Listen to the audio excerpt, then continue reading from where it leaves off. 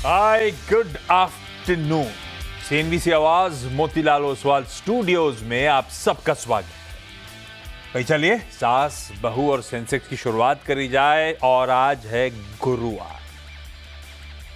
कोलकाता से ओम कैपिटल के श्री राजेश अग्रवाल साहब जुड़ गए। Rajesh ji good afternoon. बस आ रहा हूं आपके पास।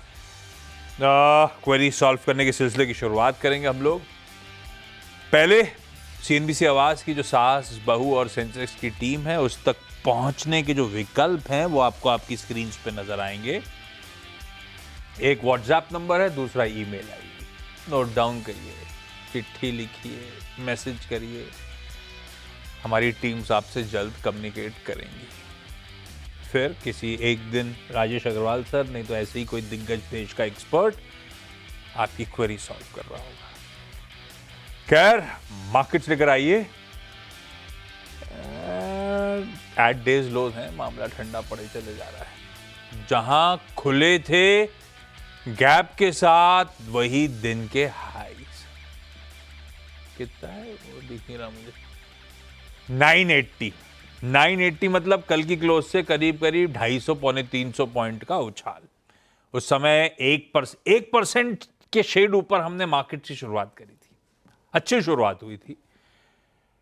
उसके बाद से मामला जैसे जैसे सेशन प्रोग्रेस कर रहा है ठंडा पड़ते ही चले जा रहा है। वो 265 पॉइंट ऊपर वाला निफ्टी अब केवल 60 पॉइंट ऊपर रह गया है। केवल 60। 1% ऊपर वाला निफ्टी केवल 1/4% ऊपर है। 3/4% गवा दिया। और ऐसे ही चलता रहा तो किसी वक्त लाल निशान में खड़े होंगे हम लोग। ठीक है, इवेंट से पहले काफ़ी सारा मोमेंटम आया था। इस इवेंट ने संभाला था जब से अनाउंसमेंट हुआ था। आज इवेंट पे मुनाफा वसूली आ रही है। Autos, FMCG, consumption, consumer durables, ये पॉकेट कूल ऑफ जरूर होंगे लेकिन अच्छा आज यही पॉकेट्स कर भी रही है। देखिए 0.5% अभी भी ऊपर है। हाँ, कूल ऑफ सब कुछ हुआ है ऊपर से। जो दिक्कत में है एक तो आईटी हैवी वेट है, पेन में।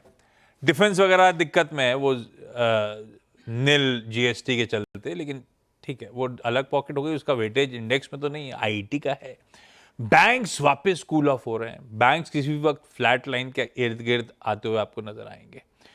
अब इसमें सरकारी बैंक्स कल आउट परफॉर्म कर रहे थे तो सरकारी बैंक्स आज दिक्कत में। फाइनेंशियल फिर भी थोड़ा बेहतर कर रहे हैं क्योंकि इसमें बजाज फाइनेंस जैसे हैवी वेट्स हैं, तगड़ा रुझान है उनका। फाइनेंशियल इसलिए अच्छा कर रहे हैं क्योंकि बजाज फाइनेंस खुद अपने आप पे 4-5% मजबूती के साथ ट्रेड कर रहा है। तो ये बाजार के समय की तस्वीर। एक चीज और दिखाता हूं, मिड कैप्स ऑलरेडी स्लिप हो चुके हैं। 1/3% दबाव में ट्रेड करते हुए आपको नजर आएंगे। ब्रेथ शुरू हुआ था तो पहली टिक्स में ख्याल से 8:1, 9:1 वाला मूड था। एक गिर रहा था, 9 स्टॉक मजबूत थे। वो हमने यूफोरिक से थोड़े मूव्स दिखाए थे इस बड़े अनाउंसमेंट के बाद। सारा मामला ठंडा पड़ा, लकीरें मिली, अब उल्टा हो गया मामला। ब्रेथ डिटोरिएट होना शुरू हो गई है। एडवांसेस वाले कम हो गए हैं, लूजर्स बढ़ रहे हैं। तो स्क्रीन में मुनाफा वसूली क्लियरली नजर आ रही है। खैर चलिए सवाल जवाब के सिलसिले की शुरुआत करते हैं। पिछले शो में वीरू ने मार्केट्स के आगे का आउटलुक सब पे डिटेल। सॉरी डॉक्टर साहब कुछ कह रहे हो? ओह आई एम सॉरी, आदत नहीं है ना, कल ही इंट्रोड्यूस करा है। ऑन द शो लेकर आइए भाई। जो स्टॉक्स आज इस सास बहू और सेंसेक्स में हम लोग डिस्कस कर रहे होंगे, ये वो सारे के सारे स्टॉक्स हैं। नोट डाउन कर सकते। कोशिश करूंगा जो टीज क्या है उनमें से ज्यादा स्टॉक्स पे हम बातचीत करें। कोई IRCTC, United Spirits, Tata Tech, IDBI Bank, Linde India, बस 5 ही है क्या डॉक्टर साहब? प्लेट एक ही बनाइए, कोशिश और भी स्टॉक्स की, क्वेरीज और भी हैं। ठीक है, दिल्ली, बेंगलुरु और अंबाला सिटी जाना है आज हमको। पहले चलें दिल्ली अनीता भाटिया जी के पास। अनीता जी तो विदेश में बैठती थी। अनीता जी वही वाली हो ना आप? ऑस्ट्रेलिया या सिंगापुर कहीं से तो मुलाकात हुई थी लास्ट टाइम। हाँ जी, नमस्कार जी, मैं अभी इंडिया में ही हूँ। अच्छा, जीएसटी अनाउंसमेंट सुनने के लिए आप इंडिया आ गए थे? हाँ नहीं, अभी तो मैं यहीं रह रही हूँ, मैं दिसंबर में जाऊंगी। आप ऑस्ट्रेलिया में जाते हो ना बेटे के पास? हाँ जी, हाँ जी, ऑस्ट्रेलिया में दिसंबर में जाऊंगी। सही है। Anita ma'am welcome on the show, welcome back. पहला सवाल कौन सा? पहला सवाल सर मेरे पास लिंडे इंडिया है, हम्म जो मैंने 6910 में लिए हुए हैं। 150 शेयर है मेरे पास, हम्म और मैं लॉन्ग इन्वेस्टर हूँ। हम्म तो इसलिए मेरे को पूछना था राजेश सर से कि अभी इनको मैं रखे रखूं लंबा time. Linde India industrial gases का राजा। राजेश सर, कंपनी कैसी, जिन मूल्यांकन पे मैंने लिया वो कैसे, लंबी अवधि के लिए कितना अट्रैक्टिव ये stock? Good afternoon Ashish ji. बाकी भी जो पैनल में महिला मित्रगण है सबको नमस्कार। लिंडे इंडिया बहुत शानदार कंपनी, मल्टीनेशनल, इंडस्ट्रियल गैसेस, खास करके हेल्थ केयर में लगने वाले ऑक्सीजन वगैरह बनाती है, और कोविड के बाद से ही शानदार रन अप देखा है स्टॉक में। और मैं अभी भी समझता हूँ कि जिस तरीके की बैलेंस शीट है और जिस तरीके के प्रोस्पेक्ट्स है, हो सकता है कि शॉर्ट टर्म में इतनी रन अप के बाद थोड़ा कूल डाउन होता हुआ नजर आए, लेकिन लंबी अवधि के लिए बहुत उम्दा स्टॉक है। आपका अगर नजरिया 9 से 12 महीना का है तो मैं समझता हूँ कि आप अच्छे मुनाफे में रहेंगी। बिल्कुल बने रहने की सलाह रहेगी। किसी भी कारण से, बाजार के कारण से, अन्य कोई कारण से ये स्टॉक 5700 तक आता है तो आप इसे और भी ऐड कर सकती हैं। कोई नए निवेशक देख रहे हो तो वो भी इसमें ऐड कर सकते हैं 5700 की रेंज में। इस वक्त आपकी जो होल्डिंग है उसमें बने रहे। बिल्कुल ठीक है, बढ़िया कंपनी है। 9 महीने 12 महीने के टाइम होराइजन में ही आपको अच्छा कमा के देती हुई शायद नजर आए। बेंगलुरु से मनीषा अश्विन कुमार। मनीषा मैम, गुड नमस्ते। आफ्टरनून। मनीषा मैम, कब से नमस्ते। स्टॉक मार्केट में आप हो, कितना टाइम हो गया? मैं एक्चुअली मेरे फादर करते थे, तो हाँ। बचपन से ही स्टॉक मार्केट का एक्सपोजर रहा। और वो काफी टाइम लंबे टाइम से कर रहे हैं। फिर हस्बैंड करते हैं, फादर इन लॉ भी करते हैं, तो full all in family the जिम्मे। फैमिली। यस। मनीषा मैम, पहला सवाल कौन सा? सर हमारे पास IRCTC है, 2000 शेयर्स एट 750। ये एवरी मंथ हम लोग इसकी SIP करते हैं हमारे बच्चों के लिए। So it is for long term that we are holding, and ये we want. One of the stocks है जिनमें आप एसआईपी कर रहे हो बच्चों के लिए, या इकलौता है? नहीं नहीं, वन ऑफ द स्टॉक्स है। राजेश सर, इस आइडिया सही है क्या? ये उस पेडिग्री की कंपनी है क्या, बच्चों के लिए एसआईपी करते चलो? देखिए, पेडिग्री तो बहुत शानदार है, नो डाउट ऑन दैट। अगर आप देखेंगे तो इनके जो बिजनेस है उसमें मल्टीपल एडवांटेज है, जैसे कि टिकटिंग, केटरिंग और रेल नीर। ये 3 ऐसे सेगमेंट है जिसमें इनकी मोनोपोली है। जो ट्रैवल एंड टूरिज्म का बिजनेस है वो भी अच्छा खासा तूल पकड़ रहा है।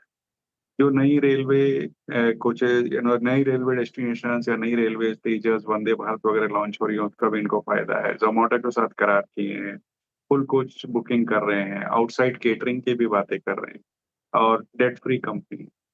दिक्कत यह है कि कई सालों से चल नहीं रही है, लेकिन फंडामेंटल्स बहुत स्ट्रांग है और लंबी अवधि के लिए रखा जा सकता है। सही कॉल है, रखा जा सकता है। मतलब बेसिकली राजेश सर, जो एसआईपीज हम कर रहे हैं वो एसआईपीज हम कंटिन्यू करें, पैसा डालते रहें इसमें। बिल्कुल डालते रहें। और आपकी इजाजत हो तो मैं एक स्टॉक रिकमेंड करना चाहूंगा जो एसआईपी के लिए खास करके मुझे बहुत ज्यादा अच्छा लगता है, वो है अरे रिलायंस बिल्कुल इंडस्ट्री। सर, सोने पे सुहागा, बताओ ना, हम सबके काम आ जाएगा। रिलायंस रिलायंस इंडस्ट्रीज, उसमें आपको एसआईपी बिल्कुल करनी चाहिए। इस बार की एजीएम में जो भी आइडियाज मैनेजमेंट के निकल के आए बहुत जबरदस्त थे। जिस तरह की बढ़त वो न्यू एनर्जी बिजनेस में या रिटेल कारोबार में या जियो प्लेटफॉर्म से बना रहे, तीनों ही कारोबार बहुत उम्दा तरीका से बढ़ रहे हैं। मैं समझता हूँ ये ऐसा स्टॉक है जिसे हर रिटेल निवेशक को एसआईपी करनी चाहिए। बिल्कुल। अच्छा, रिलायंस की बात हुई तो डिस्क्लेमर स्क्रीन पे आ गया है। इस चैनल का ओनरशिप और मैनेजमेंट दोनों आरआईएल के पास है, तो एक इंडिपेंडेंट फाइनेंशियल एडवाइजर से भी कंसल्ट करिएगा। अंबाला सिटी चला जाए, हर्षिता आनंद जी के पास। Harshita ma'am, good afternoon. Ma'am, very good पहला सवाल आफ्टरनून कौन सा? सर। जी सर, मेरा पहला सवाल है सर, IDBI बैंक जो मैंने बाय किया है एट 97 रुपीज, और मेरे पास 6000 शेयर हैं इसके। तो मैं जानना चाह रही थी कि इसे आगे कितने समय तक के लिए रखा जा सकता है। क्यों लिया था? कोई न्यूज आई थी इसलिए लिया था, या आपको पसंद आ रहा था लंबी अवधि के लिए? सर एक्चुअली मेरे हस्बैंड जो हैं वो भी स्टॉक ब्रोकर हैं, तो हाँ। एक्चुअली उन्होंने गाइड किया था मुझे, तो मैं लास्ट 2 ईयर से कर रही हूँ, तो इसलिए मैंने खरीदा था इसे। लास्ट 2 ईयर से कर रही हूँ स्टॉक मार्केट में, कि आईडीबीआई में पैसे डाले जा रहे हो? नहीं सर, लास्ट 2 ईयर से स्टॉक मार्केट में और ये हस्बैंड का आइडिया था कि इन्वेस्ट कर आईडीबीआई रही ले लो हर्षिता, खूब कमाई होगी अपन की, ऐसा?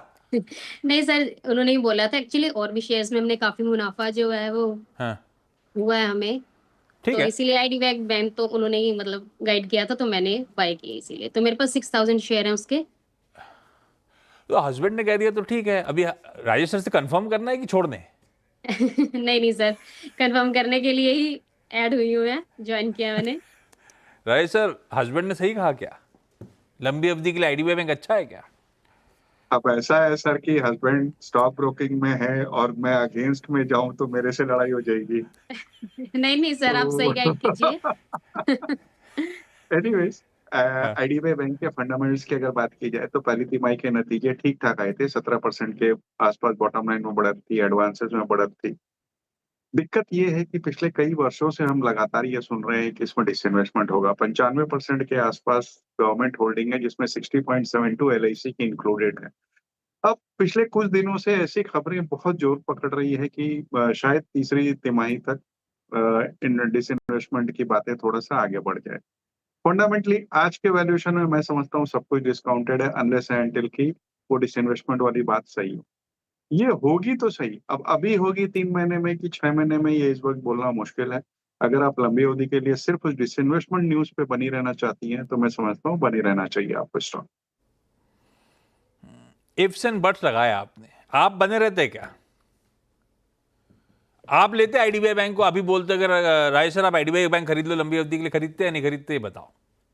नहीं खरीदता सर। आंसर मिल गया मुझे, ठीक बात। हस्बैंड की बात ही नहीं कर रहे अपन लोग, आपसे डायरेक्ट अपन दोनों का कम्युनिकेशन था। खैर, अनीता मैम, अगला सवाल।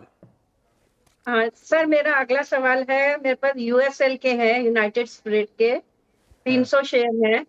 ये मैंने 1480 में लिए हुए हैं और ये भी मैं लॉन्ग टर्म के लिए रखना चाहती हूँ। एक्चुअली मैं राजेश सर की बहुत बड़ी फैन हूँ, क्योंकि वो बहुत अच्छा एनालिसिस करते हैं हर चीज के लिए, और वैसे भी वो सभी करते हैं, लेकिन मुझे राजेश सर का जल्दी समझ आता है, इसलिए मैं आज बड़ी खुश थी कि राजेश सर आए हैं। आपकी खुशी के लिए तो राजेश सर आए हैं। ये बताओ, आपने तो ऑस्ट्रेलिया में भी चखी होगी, यहाँ पे भी। उनकी वाली अच्छी है कि अपनी वाली ज्यादा अच्छी है? नहीं नहीं, मेरा इंडिया बहुत अच्छा है। इंडिया बहुत अच्छा है तो यूएसएल यूएसएल भी अच्छा है भाई, इंडिया में तो बनाता है भाई। राजेश सर, यूएसएल है कैसा लंबी अवधि के लिए? पहले तो अनीता जी का बहुत बहुत धन्यवाद आपके इतने अच्छे शब्दों के लिए। ये हमारे लिए एक मोटिवेशन होता है। Thank you so much. USL ऐसे कंपनी बहुत अच्छी है, एक तरीका से एफएमसीजी कहा जा सकती है आज के माहौल को देखते हुए, जहां वो एफएमसीजी की कैटेगरी में ही गिना जाना चाहिए। और उस लिहाज से अगर आप देखेंगे तो वैल्यूएशन बहुत सस्ते हैं दूसरी एफएमसीजी कंपनियों के वनिस्पत। डीआईजीओ की एंट्री के बाद जो भी फाइनेंशियल दिक्कतें थी या जो थी वो कम होती हुई नजर आ रही है। थोड़ी सी दिक्कत ये है कि जो एफटीए वगैरह अब हो रहे हैं उसके बाद आईएमएफएल की वॉल्यूम्स किस तरीके से निकल कर आएंगे वो आगे आने वाले दिनों में देखना होगा। बट आज की डेट में वैल्यूएशन अच्छे हैं, इस वक्त बने रहने की सलाह रहेगी। हमारा अनुमान है कि अगले 2 से 3 क्वार्टर में ये 1550-1600 तक जाता हुआ नजर आता है। बिल्कुल ठीक है, यूएसएल बिल्कुल बने रहे 1550-1600 के टारगेट्स। अच्छा मनीषा मैम, अगला सवाल। सर मेरे पास टाटा टेक्नोलॉजीज है, 1200 शेयर्स है एट 715। ये भी लॉन्ग टर्म के लिए है, बच्चों के लिए एसआईपी कर रहे हैं एवरी मंथ।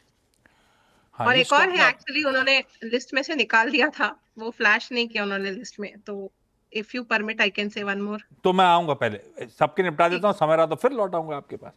टाटा टेक्नोलॉजीज भी राइट सर, इसने लिस्टिंग के बाद से डिसअपॉइंट किया। हालांकि लिस्टिंग एक्सपेक्टेशन कहीं ज्यादा हो गई, वो बात अलग है, लेकिन तब से अब तक कुछ करके ही नहीं दे रहा है। ये भी उस तरह का स्टॉक है कि ऐड करता रहूं बच्चों के लिए? ये आपने सही कहा कि लिस्टिंग के बाद से ऐसा ठंडा पड़ा कि कुछ करके ही नहीं दिया। बाजार कहीं भी जाए वो वहीं पड़ा है, बावजूद इसके कि कंपनी की क्वालिटी बहुत अच्छी है। पूरे विश्व में अगर देखेंगे तो एक सबसे बड़ी कंपनी है ओईएम सप्लाईज, जो सॉफ्टवेयर का करती है गाड़ियों की। उसमें पहले इनके जेएलआर एक मात्र क्लाइंट हुआ करते थे, अब इन्होंने क्लाइंट का दायरा भी बढ़ा लिया है। कुछ ग्लोबल नाम जैसे कि एयरबस, होंडा, सब इनके क्लाइंट लिस्ट में है। और मैनेजमेंट लगातार ये कह रहा है कि डबल डिजिट की ग्रोथ इस फाइनेंशियल ईयर में उनकी आएगी, बावजूद इसके कि ये क्वार्टर थोड़ा म्यूटेड था। लंबी अवधि के लिए मुझे लगता है कि बिल्कुल बहुत अच्छा स्टॉक है। डील साइनिंग भी वगैरह भी इस क्वार्टर में अच्छी हुई है और वैल्यूएशन इतनी बड़ी करेक्शन के बाद मेरे हिसाब से 1200-1300 के आसपास लिस्टिंग के समय था, वहां से 650, 680 आधा हो गया है। वैल्यूएशन का कंफर्ट बहुत अच्छा आता है। टाटा ग्रुप को बिलोंग करती है, इसलिए पेडिग्री भी अच्छी है। मैं समझता हूँ ठीक अच्छी चॉइस है इनकी, बनी रहे स्टॉक। बढ़िया आइडियाज़ हैं भाई। IRCTC, टाटा टेक्नोलॉजीज, ये SIPs आप कंटिन्यू करिए। ये येलो पूरा आज थर्सडे सोच के पहना? नहीं नहीं, मेरे हस्बैंड ने कहा ये पहन ले, इसलिए पहना। ओके। नहीं, अच्छा लग रहा था। हर्षिता मैम, अगला सवाल। जी सर, मेरा अगला सवाल है शक्ति पंप। शक्ति पंप जो है वो मैंने 955 में बाय किया था। मेरे पास 1500 शेयर्स हैं, तो उसके बारे में जानना चाह रही थी कि लंबी अवधि के लिए कैसे रहेंगे। हाँ, शक्ति pumps. Rajesh sir actively track कर रहे हो आजकल शक्ति पंप्स को? लॉन्ग टर्म के प्रोस्पेक्ट्स लग कैसे रहे हैं? देखिए, रूरल स्टोरी है, submersible pumps, solar powered pumps ये सब बनाती है और जो कुसुम वगैरह जो प्रधानमंत्री योजना है उसका बहुत बड़ा फायदा है। दूसरे एक्सपोर्ट्स में अपनी बढ़त बना रहे हैं। यूएस में, अफ्रीका में, मिडिल ईस्ट में कई देशों में इनका माल एक्सपोर्ट होता है। एक्सपोर्ट ग्रोथ अच्छी हुई है इनकी। FY25 में अगर आप देखेंगे तो करीब करीब 52.7% की बढ़त देखी गई। ऑर्डर बुक 1600-1700 करोड़ के आसपास का है। मैं समझता हूँ कि जो करेक्शन हुआ है स्टॉक में ऊपर के लेवल से एक अच्छी अपॉर्चुनिटी दे रहा है आपको अक्यूमुलेट करने के लिए। 950 के टारगेट आप आने वाले 1 साल में रख सकते हैं। समय खत्म हो गया। आपने बात छेड़ी थी मनीषा मैम, कौन सा स्टॉक था जिसके SIP कर रहे थे जो टीम ने हटा दिया? Sir Devyani International. इसमें भी SIP 4000 चल रही है? हाँ जी। राजेश सर, हाँ या ना 4200। बोल दो, बस टाइम नहीं मेरे पास।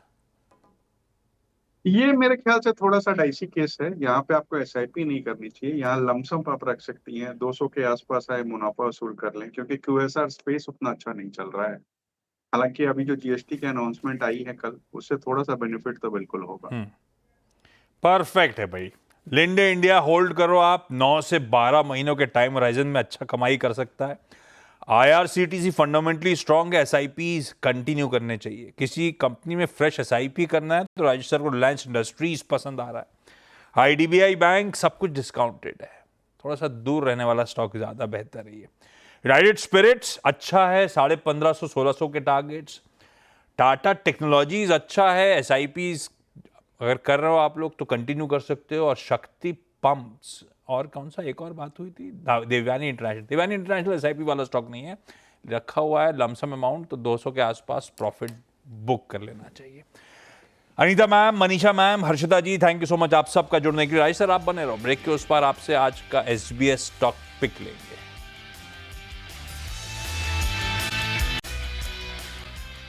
ब्रेक के बाद स्वागत है भाई। लाइए आज का SBS स्टॉक पिक।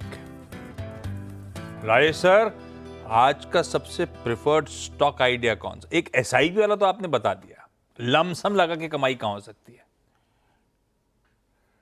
देखिए, जो कल GST काउंसिल की मीटिंग के बाद जो कुछ भी निकल कर आया और आज सुबह से जिस तरीके का माहौल बना हुआ है अक्रॉस मीडिया चैनल्स और ब्रोकिंग हाउसेस में भी, तो कंजम्पशन की थीम को छोड़ के अलग जाना थोड़ा मुश्किल है। इसलिए मैं समझता हूँ ट्रेंड के साथ जाना चाहिए। ट्रेंड की अगर आप बात करें तो वेबसाइट और ज़ूडियो के आउटलेट्स चलाते हैं। मास प्राइस ब्यूटी सेगमेंट जो कि ज़ूडियो ब्यूटी के नाम से कहलाती है, वहाँ गए हैं।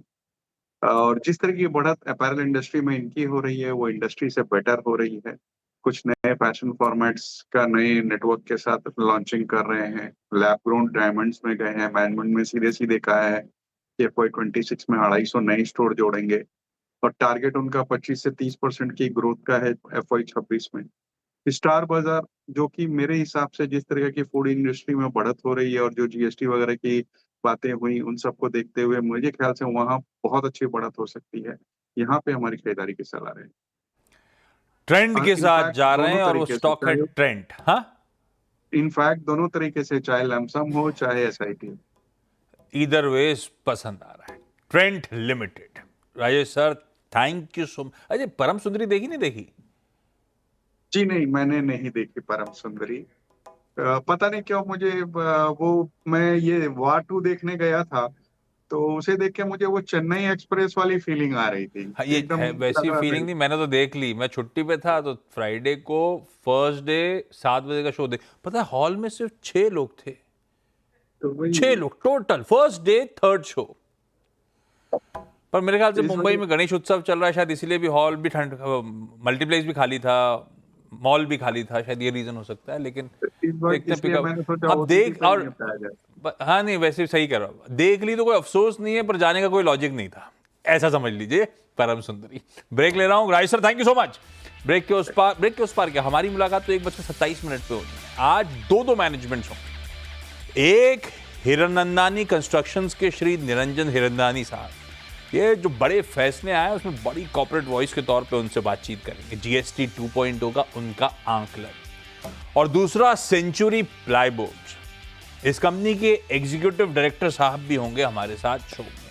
तो इंटरेस्टिंग लाइनअप है, फिर से जुड़िएगा 1:27 पे, तो बातचीत होगी। नमस्कार।